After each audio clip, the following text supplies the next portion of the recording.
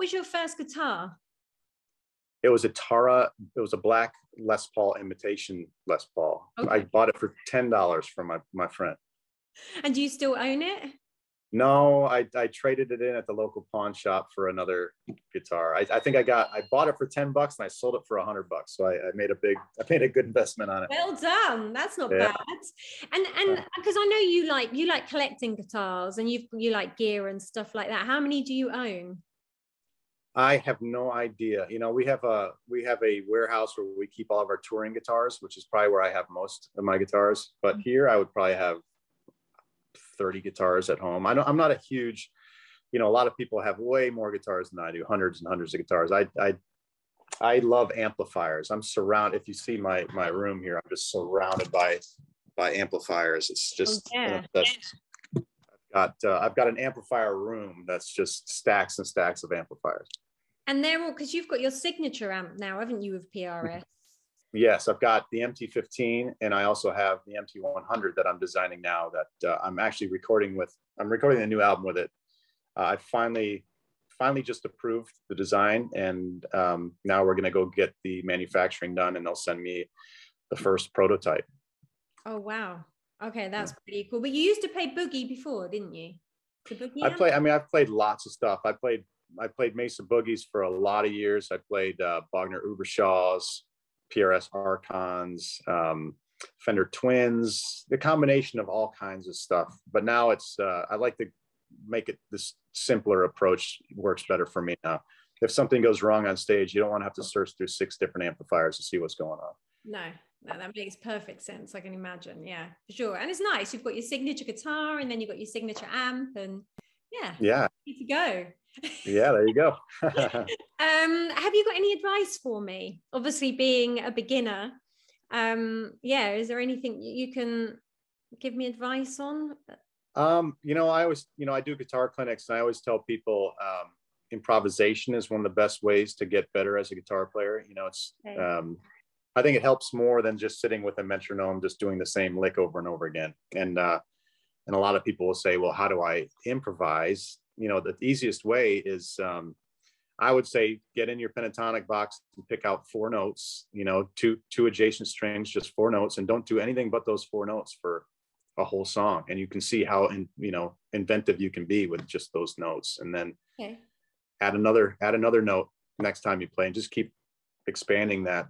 So you can really get the most out of every single fretted note. That's some great advice. Okay, that's good. I'll give that a shot. So what's next, other than, obviously I know that you've got this coming up and you've got the tour and everything like that, but is anything happening with Creed at all? We keep getting offers here and there, but it's tough because all of our schedules have to line up to be able to do it, because if we're going to do it, we need a few months to really put something together.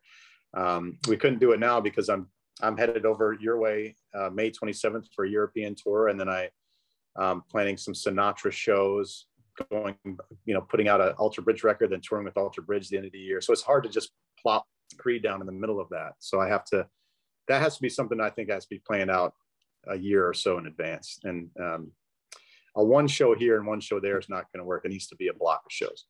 And what about an album? You never know. It's we have a lot of material that we worked on the last time we were together that still sounds great to me. So we'll see. Okay. And so you are doing some Sinatra shows. Where are you doing those? Is that just America?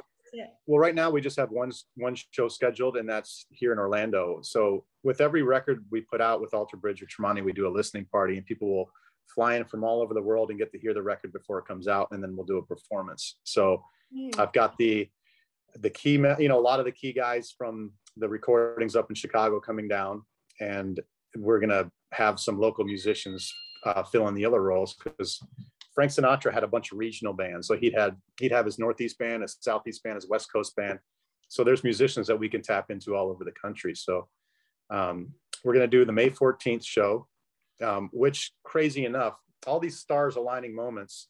Somebody called me and they said, what happened on May 14th, the day you scheduled your very first Frank Sinatra show? I said, no, what happened? They said, Frank Sinatra passed away on May 14th. Oh, wow, that's a weird coincidence. There's been a lot of weird, spooky coincidences. It's like he wanted it to happen. You know what? If you know this, it's been, like I said, a lot of crazy coincidences have happened. Yeah. Wow. And you weren't tempted to pick up your guitar for the record?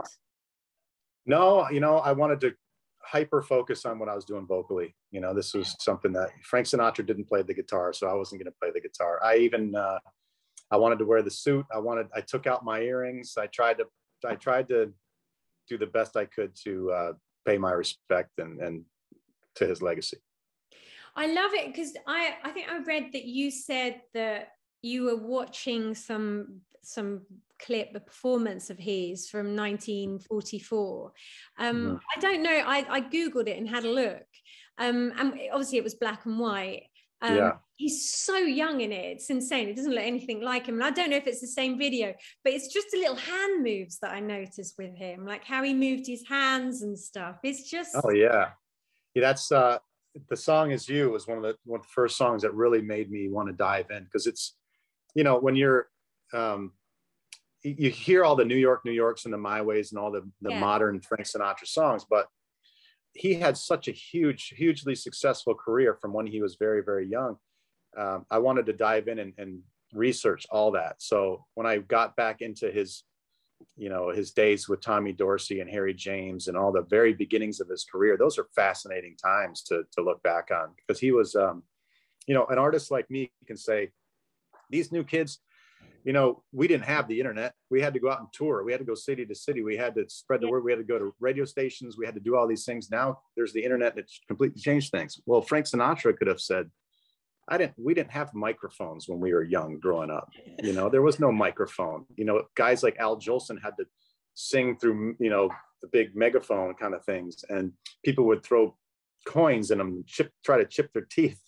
So it was such a fascinating study to look at how his career blew up. He was really the first huge pop star. He was the first person where people would line up for a mile down the road all day long and cry to see him. You know, there was, you know, Bing Crosby before him, but I think Frank Sinatra was had much more of a passionate fan base.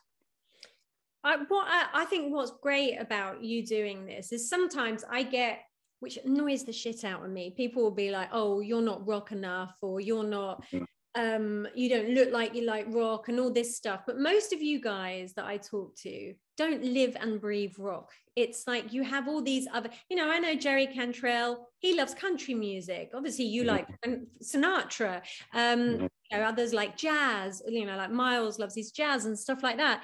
And you kind of think to yourself, it's not all about just being into one genre, it's about all these other influences of genres, which kind of are what make you great, isn't it, in a way? I think. Oh, absolutely. I think people who just like one style of music are, you know, a little closed-minded. You know, it's you have to see that whatever style of music that you're mostly into was influenced by all these people, you know, before them. And at one point, the big band thing was, the swing thing was the biggest thing in the world, music-wise. It was all that was going on. And when you look back at it, it was a time when the singers weren't even that important. It was the band leader, the trombone player, the Tommy Dorsey was the star, and the singers were just an afterthought. They would come 2 minutes into a song, you'd hear the singer for the first time. So it's crazy when you look back at that history, how much music has changed and evolved. And if you got, it's fascinating to look back at that era. It's, if anything, even if you don't love it, you can't deny that it was very interesting. You've got to appreciate it for what it was and what it did as well, kind of thing. And like you say, they didn't have the microphones, they didn't have the technology that we have today. So hats off to them. Absolutely. And I love the whole that we've been doing this interview, and the whole time you've had your pick in your hand as well. Oh yeah, you noticed that, huh? Yeah. It's like your little comfort blanket. That's right. Exactly. Oh my God. And that's my Alter Bridge Walk the Sky pick too. There we go. There we go. See, I bet, after everything you've done, I bet you're glad you didn't follow up with studying finance at university, aren't you? No. You know what? I probably would have had a very boring life if I did that. I love being creative, and if I couldn't write songs anymore, I'd be a hollow person. Yeah, and we all would without your songs as well. Oh, I appreciate that. So where are you now? So is this your music room, or where do you create your art? Is that your art room as well? Is this basically that's a cave? So this is my home studio, and it's it's a live room, really. This is where we practice and rehearse and run through, get ready for tours and whatnot. I've got the PA set up, and it's all wired with mics in and out of the walls. But it's this is my little peaceful Zen room here. My art room for this house was on the we have this little 3rd story little perch that I was planning on doing art in it, but I don't want to get paint all over it, so I paint in the garage. Okay. Yeah, so I actually just so on May 14th we're going to have a silent auction where we're going to auction off items, and I painted a bunch of stuff.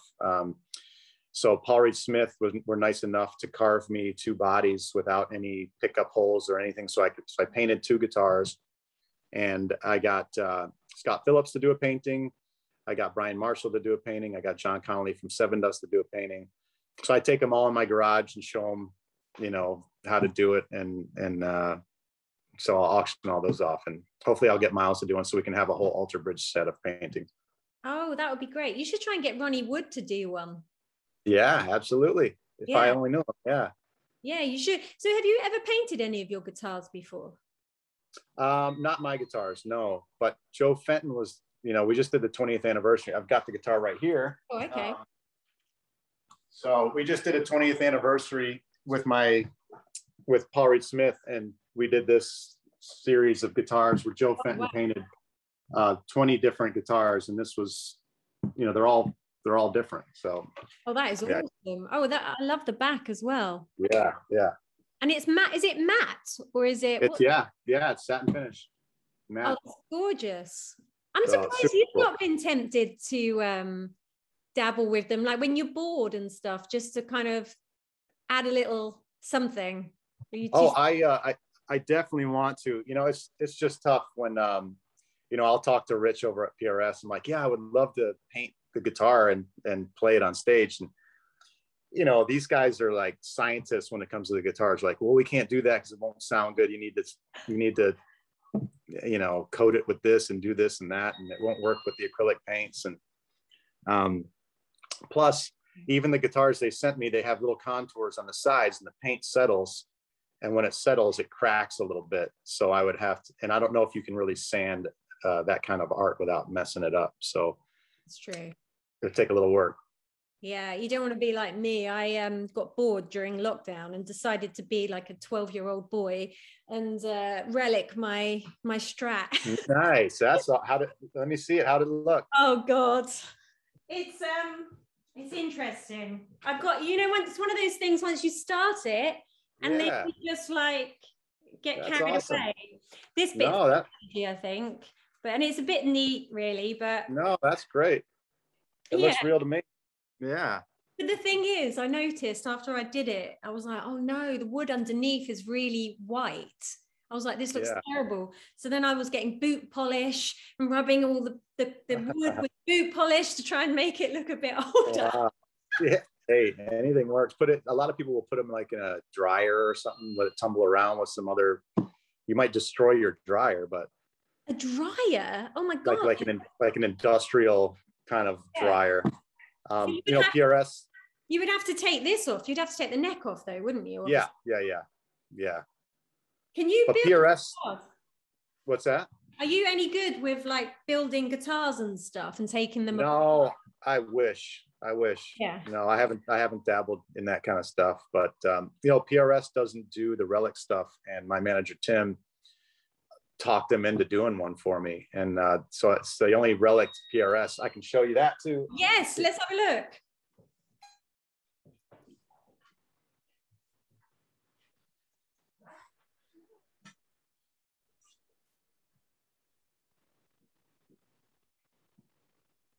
So the only relic PRS that I'm aware of.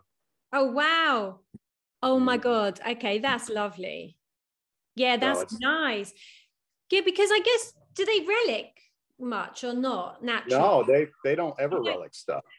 But like, as in just natural wear and tear, does that? Yeah. I mean, all guitars do, but none of my PRSs really look completely worn. You know, they definitely have dings. A lot of mine have dings, like right here, where this one's naturally relic. A lot of my guitars have dings here for some reason. They're set down, or who knows. When you tour with guitars, they get dinged up. And I used to be very particular about it, but now I think it just adds character. Oh, 100%. I love it. I think there's something a bit disconcerting about a Strat, for instance, that looks like pristine. I think they need fonts and stuff. You want it to look like a kind of Stevie Ray Vaughan thing. Actually, that's what I wanted to ask you. Haven't you got a guitar that he played or something? I did. I sold it last year. Yeah, because it was you know, it was one of those things where I just kept it in a closet, just sitting there. It just didn't see the light of day ever. Stevie Ray Vaughan, it was actually not a great guitar. It was just this old Strat with these push button pickup selectors. And there was a radio contest where a caller would win a guitar. Stevie Ray Vaughan would come to town and he'd play the guitar for one song and then give it to somebody. And this was that guitar. Right. So I met these guys who did the Walk of Fame out at Hollywood that did the Stevie Ray Vaughan Museum. And they sold me the guitar back in like the early 2000s. And I had to sign this thing saying if I ever sold it, I'd give them first right of refusal. And they said, okay, you can sell it. You know, so I did. If it meant a lot to Stevie, I would have never parted with it, but it was just a kind of a little, you know, guitar he didn't really care about. Yeah, that's fair enough. And like you say, if it doesn't play that well, I guess it's pointless you just keeping it. Yeah. Fair enough. Oh no, I read that and I was like, oh my God, I need to ask you about that and what the story was. So there we go. That was the story. I do have something very, very cool from Stevie Ray Vaughan though. So when I was touring back in the earlier Creed days, we went through Milwaukee and there's this huge amphitheater that we were playing. And the promoter for that show came up to me and she had heard that I was a big Stevie Ray Vaughan fan, and she handed me this patch, and it was this black patch that said it was the tour, the Stevie Ray Vaughan, and all the guests were listed on this patch. And she said, I wanted you to have this. He died, you know, he had died right after these shows that we promoted, and they left behind their wardrobe cases. And I had made them these tour jackets, and Stevie really loved this tour jacket. He wore it for the whole day and loved it and this and that. So when I was getting rid of his stuff, I cut the patch out and I kept it all these years, and I wanted to give it to you. So I have that patch of his tour jacket that he had right before he had passed. So it's one of my cherished little keepsakes that, you know, that to me means a lot more than that guitar he didn't like, you know? Yeah, no, that's incredible. What have you got it in a frame or something? Yeah, I have a little area that I keep all my favorite things that I've collected over the years. That's, you know, that's my, you know, one of my all-time favorite things, you know, that keep it next to like my mother's wedding ring, you know? Yeah. The things that really mean a lot. Oh, that's great. And you went to, you met Eddie Van Halen, didn't you, as well? Oh yeah. I have one. He gave me a guitar. Yeah. I didn't know. I've got that guitar right here. Yeah. Let's have a look. You want to? All right. Let me grab it. I love that this is turning into a show and tell. That's right.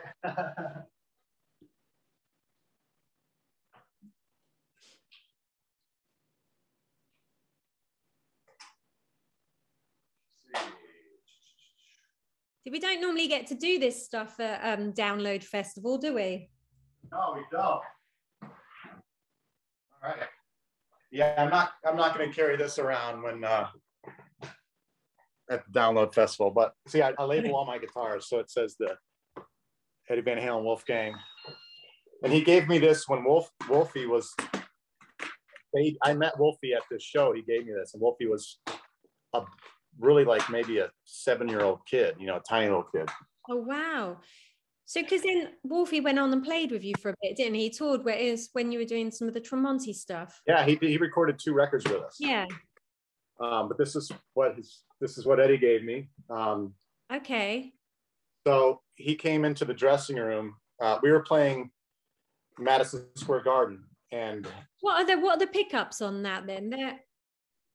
The pickups are just the PV version of the Wolfgang humbuckers.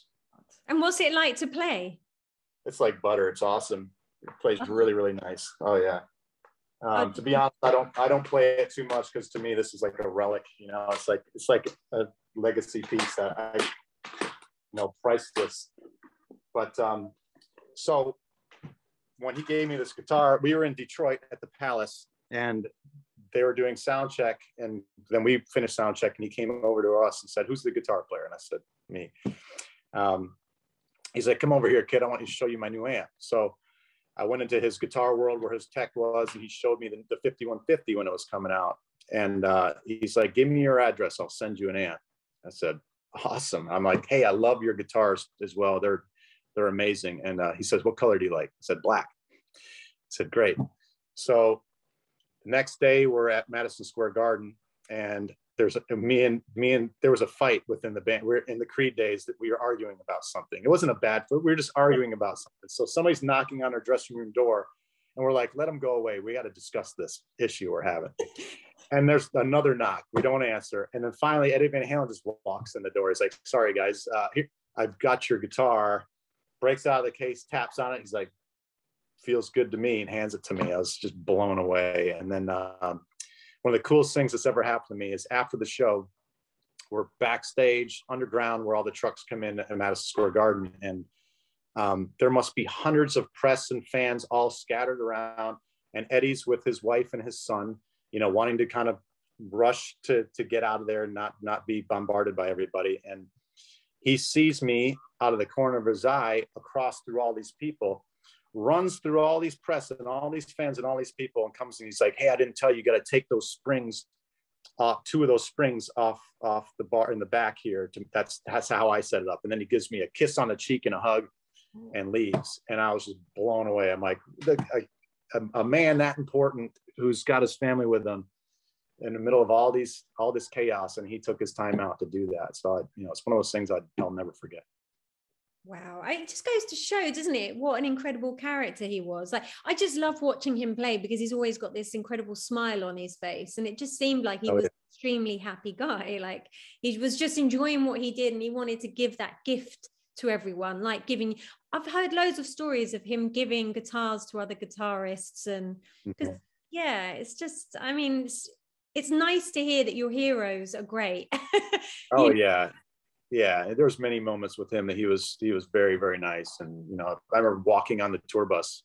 Imagine you go out down the street and you go to grab a bagel for lunch or whatnot, then you come back on the bus and Eddie Van Halen's sitting there. It's like, whoa. You're like, what's going on? Rubbing your eyes. Oh, I remember another time I was warming up. We were in Los Angeles and we were playing a show, and Slash was there, and Eddie Van Halen was there, and all these, in LA, all the guys came out that we knew somehow. And I'm sitting there in the dressing room and I'm warming up, and I see somebody come in and stand beside me, and I look, he goes, "You don't pick much, do you?" And I was warming up my legato stuff, and I look around, it was Eddie Van Halen. I'm like, "Oh, hey, how you doing?" So it's some surreal moments, I'm still that kid. I'm still that kid who's, has got to pinch yourself every time you find yourself in that kind of situation. Who are some of your other heroes that you've met? Metallica. That's the band that made me a music fanatic. So I've gotten to meet those guys a lot of times, and I've, I got a lot of crazy stories, with, not crazy from the outside, but crazy for me. I mean, imagine, we were doing a show with them, and they were headlining the festival, obviously. And I got some of my friends work security for them and have introduced me to them over the years. And I remember watching side stage, and James Hetfield comes over and he's rocking. And I think they're playing For Whom the Bell Tolls, and the crowd's going nuts. And he's got his mean scowl on. Then he sees me. He's like, "Oh, hey, man." And he goes back to playing. I'm like, he knows who I am. You know, I met him. I probably met him 6 times, but just to have him recognize you to me is a victory. I remember I was hanging out another time when, you know, they've got these big drapes that they hide behind when they're not playing. And Kirk Hammett comes out and he sees me. He's like, hey man, takes out his in-ear. He's like, hey man, what rig are you using? And we're talking about guitar rigs. And I said, what are you using? We're talking, and they were playing Fade to Black. And I know his solo's coming up in like 5 seconds because I know the song like the back of my hand. And he's talking to me. He's like, oh, and puts his ear back in and runs.